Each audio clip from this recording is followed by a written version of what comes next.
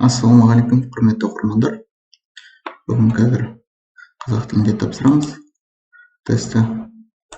Ал бастаймыз. Мотоциклда 12 жасқа дейін балаларды тасуға рұқсат етіледі ме? Әрине, тыйым салынады. 12 жасқа дейін қасында қосымша тіркеме болса ғана рұқсат етіледі. Осы белгі көрсетілген жолдарда жүргізіп үйренуге рұқсат етіледі ме? Әрине, бұндай белгіде бізде тыйым салынады. Себебі оқу көлік құралымен 40-тан жоғары жүруге тыйым салынады үйренген кезде. Бұл белгі орнатылған жолдармен тіркемесі бар жеңіл автокөлікке жүруге рұқсат етіледі ме? Әрине, тыйым салынады. Жеңіл автокөлік жүргізушісі солға бұрылған кезде кімге жол береді?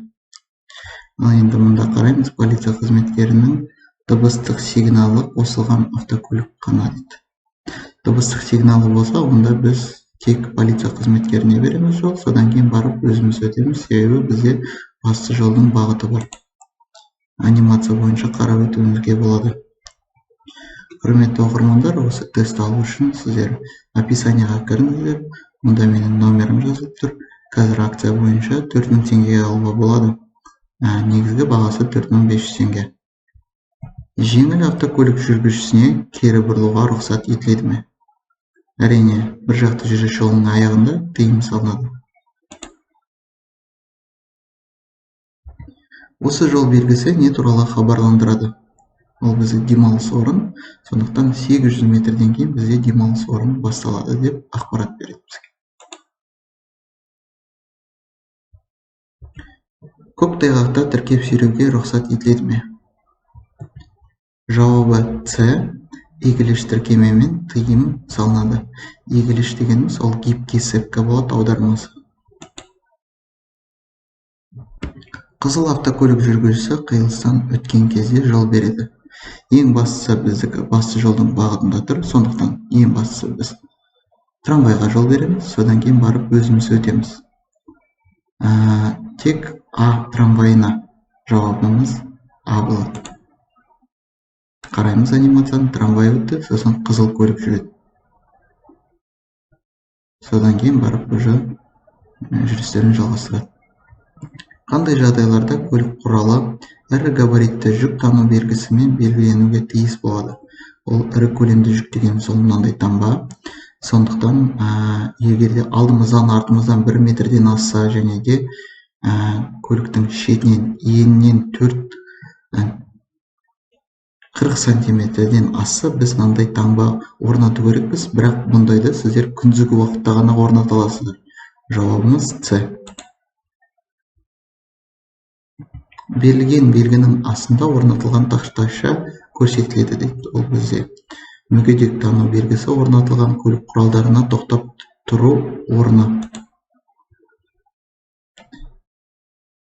Жүргізушіге көрсетілген тәсілмен көлік құралын басқаруға рұқсат етіледі ме? Әрине, былай тыйым салынады. Көлік құралының күнделікті жүргізу уақытын ұзақтығы мынадан артпауға тиіс дейді. Ол 8 сағаттан жоғары бір күнде жүруге тыйым салынады.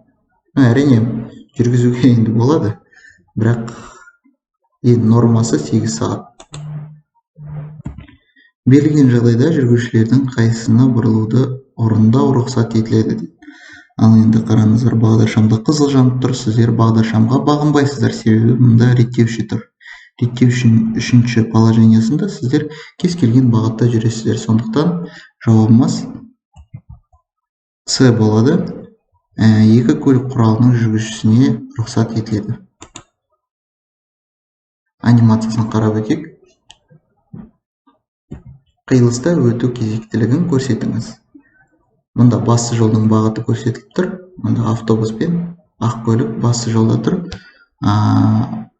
Жеңіл көліктің оң жағында автобус, сондықтан ол басымды болады. Содан кейін ақ көлік, содан кейін барып көк көлік жүреді.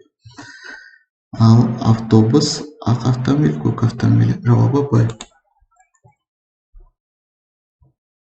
Көрсетілген траекториялардың қайсысы бойынша жеңіл автокөлік қозғалысын жалғастыруға рұқсат берілген?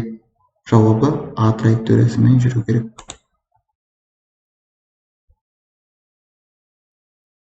іргелес аймаққа кірген кезде қара автокөліктің әрекеттері. Жауабы Б. Жылдамдық төмендету және жаяу жүргіншілерге жол беру.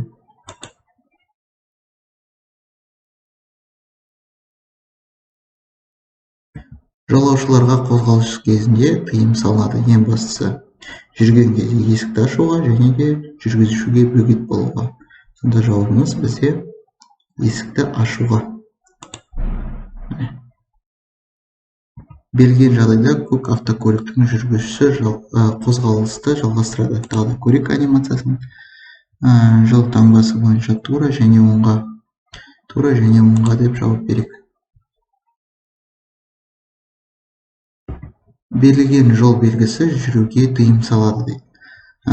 Көліктің ұзындығы 10 метрден аса, онда жүруге тыйым салынады. Жауабымыз Б. Жеңіл автокөлік жүргізушісіне көрсетілген бағыттардың қайсысына жүруге рұқсат етіледі? Мұнда А және В болады. Сонда бұл белгіде сіздерге солға бұрылуға тыйым салынады. А, В дегенді табайық. Анимациясын қарап өтсеңіздер де болады. Берілген белгі жүргізушіге нені хабарлайды? Ол белгі бізде реверстік жүру жолына шығу деген ақпарат береді. Осы әдіспен бұрылуға рұқсат етілген бе? Әрине тыйым салынады.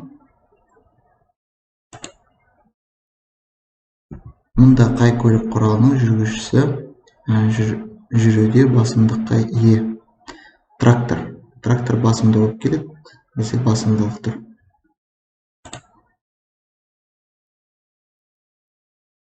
Жүргізушілердің қайсысы жол бермей қағидаларды бұзды?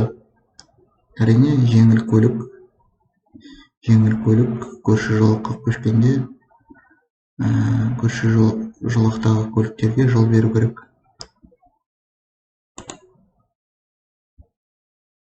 Осы белгінің қолданылу аймағында басып озу кезінде жүргізушіге ескерту сигналдарын қайсысын қолдануға тыйым салынады?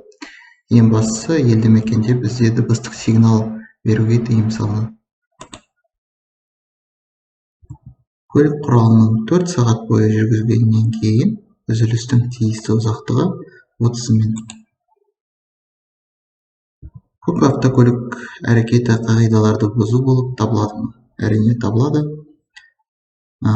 Қос тұтас таңбасын кесіп өтуге тыйым салынады. Бұл жағдайда велосипед жүргізушісі автокөлікке жол беру керек. Жауабы. Жүргізушіге жүру бөлігін жаяу жүргіншілер өткелімен өтіп жатқан жаяу жүргіншіге жол беруге тиіс. Егер жаяу жүргінші қозғалысқа кедергі келтірмесе жоқ. Жүргізуші жүру бөлігінің жаяу жүргінші өткелімен өтіп жатқан жаяу жүргіншіге жол беруге тиіс. Әрине, осы жағдайда тіркеп сүйреуді орындауға рұқсат етілген бе? Әрине, сүйреуге барлық жерде рұқсат етіледі. Берілген жағдайда қай бағытта жеңіл автокөлік жүргізушісіне жүруге рұқсат етіледі? Мұнда бізде бір жақты жүріс жолына шығу дейді. Сондықтан біз оңға, тура және кері бұрыламыз. Сонда Г, Б, В деген табамыз. Б, В, Г. Міне.